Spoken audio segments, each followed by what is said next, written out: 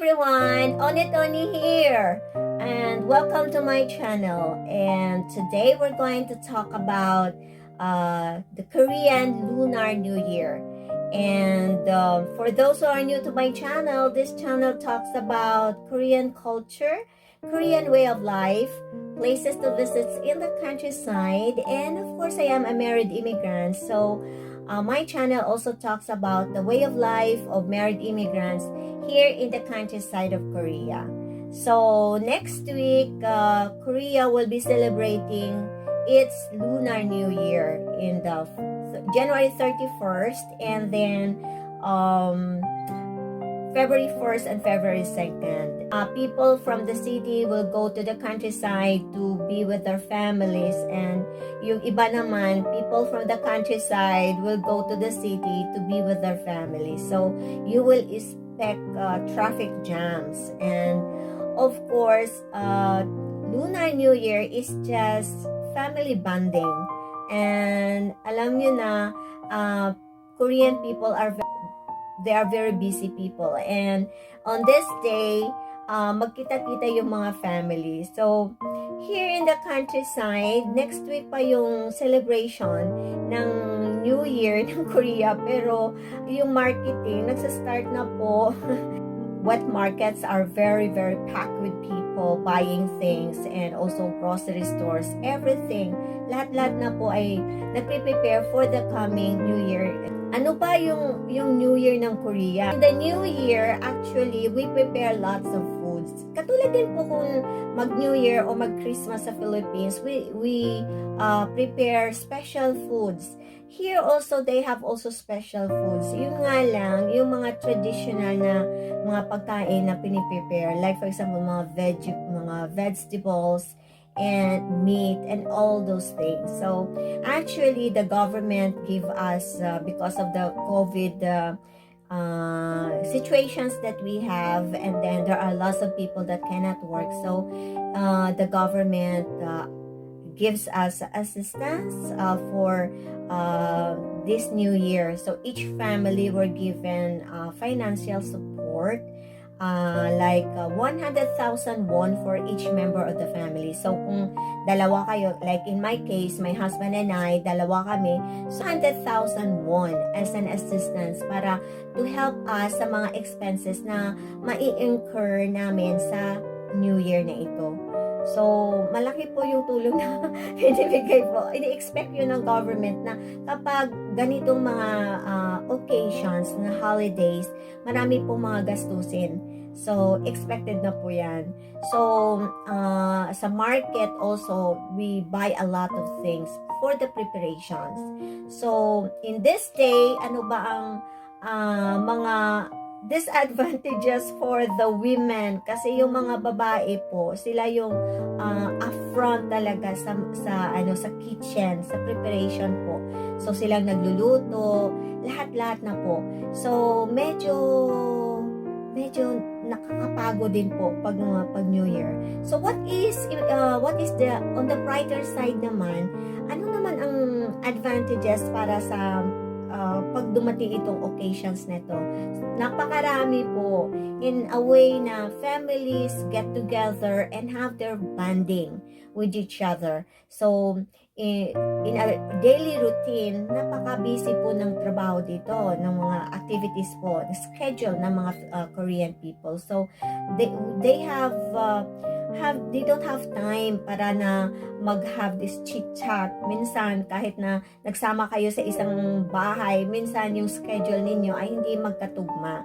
So, during Chuseok or during the New Year, this is the time wherein families can get together and just have talks with each other and bonding, as we say.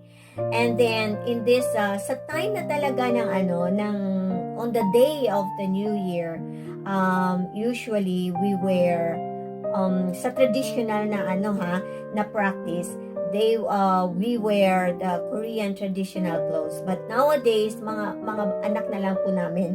But if the family is strict about implementing the Korean culture, then some family used to wear old and young wear the Korean traditional clothes. And then we, in front of our elders, we have this sebe, which means we give our elders respect. We bow and wearing these traditional clothes, and then we, after the bowing, we sit in front of them, and then the elders will give their greetings to us, wishes. Usually yung mga wishes nila is for us to have good health for the whole year and the next year, and then happy life. And for the younger for the children, the elders will always say study harder and all that wishes for us. And then isa sa mga magagandang benefits is for us to receive sebiton, which is an allowance or a cash gifts galing sa mga elders namin. So we will receive that, and yun, maganda. Yung mga bata, like na like nila yan. And kami rin na mga nakaka-receive din kami galing sa mga mother-in-laws namin or sa father-in-laws namin. So, also, yung mga iba naman, in return, yung mga working children naman, they give also money to their parents as a gift, as a cash gifts. So, yan ang maganda sa if we meet together in this holiday. And then also in that day also we also eat a special food which we call tteokguk, and this one should not be missed. Basta solar, ito yung pagkain talaga na kakainin mo on that day, in that morning, na pag hindi mo makain yan, you miss a year of your life. Kasi itong tteokguk, it means it adds 1 year to your life. Sabi nga niya, age, kumbaga. So, it means good luck for us. It is a rice cake which is elongated siya, tapos kinat siya into a circular shape, and then yun ang ginagamit, yun ang niluluto para kainin ng buong family on that day. And then maraming pagkain sa table, usually mga fruits, vegetables of different kinds of dishes na piniprepare. Special foods talaga. Kaya mahihirapan ka talaga kung konti lang kayo, maraming lalaki, tapos konti lang kayo mga babae, talagang mapapasabak po kayo sa hugasan, sa lutuan, sa paglilinis. Pero there are also cases na yung mga lalaki naman, tumutulong naman po sila. And mapapasabak din sa pagdadrive yung mga lalaki kasi sila yung sa commute galing sa example from the city going to the countryside, sila yung mag-drive, and driving is not easy because of the traffic jams. So yun din ang ng mga lalaki. So yung pagsilbi ng coffee, ng tea, walang katapusan yan. Yung paghuhugas, walang katapusan din yan. But in the end, napakasaya po kasi nagkita-kita yung family, and sa aming mga foreigners dito, it is a time also to bond with our in-laws and to have that connection with them.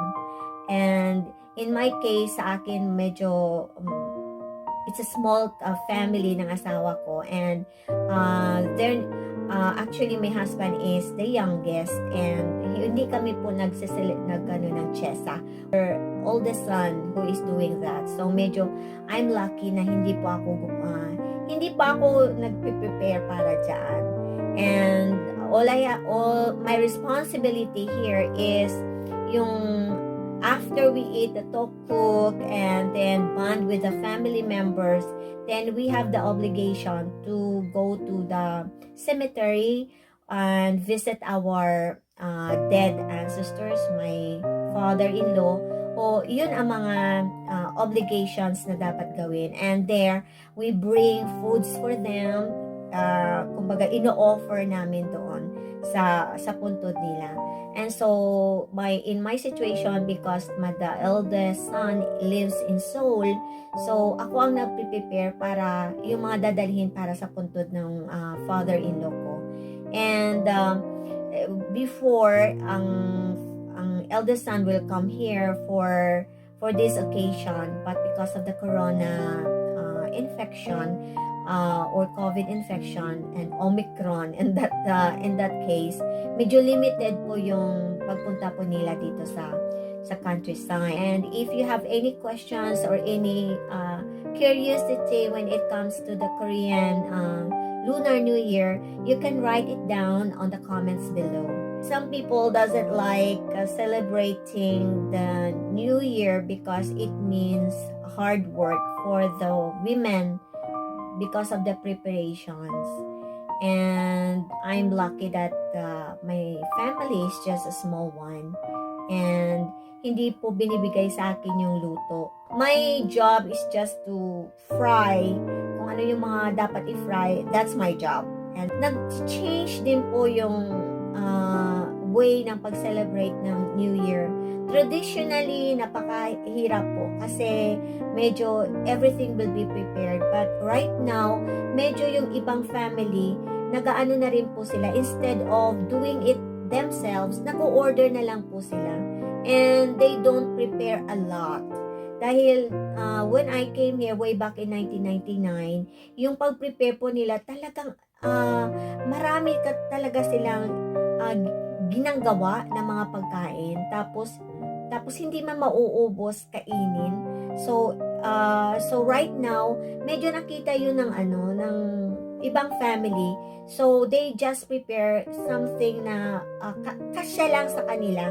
At saka yung iba naman, ibang families, they medyo modern na yung way of thinking. Instead of celebrating the New Year here, they go abroad and spend the New Year there. But kaya nga ang New Year is just it depends on the family on how they are going to celebrate the Lunar New Year. Pero in my family, we celebrate the New Year the traditional way, and I think still there are lots of people who celebrate the New Year in a traditional Korean way. And I'm glad. I love the Korean culture. 22 years ba naman ako dito sa Korea, and I have already embraced the Korean culture. And Solar is one of the best celebrations of the Korean people. So, it's all for now. I hope nabigyan ko yun ng idea kung ano yung Korean New Year. Paano sineselebrate ang Korean New Year. And for those who have not subscribed to my channel, please do subscribe and hit that notification bell so that every time I will post a new video, you will be notified.